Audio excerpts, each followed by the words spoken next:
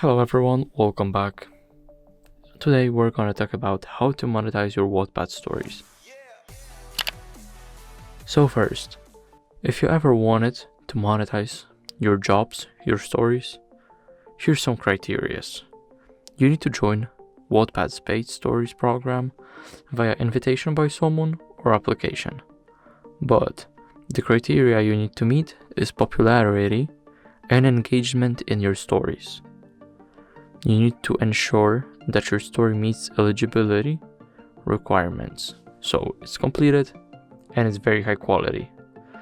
And if you are in a program already, simply activate monetization in your account settings, and you can also promote your story to attract more readers, and that means make more money.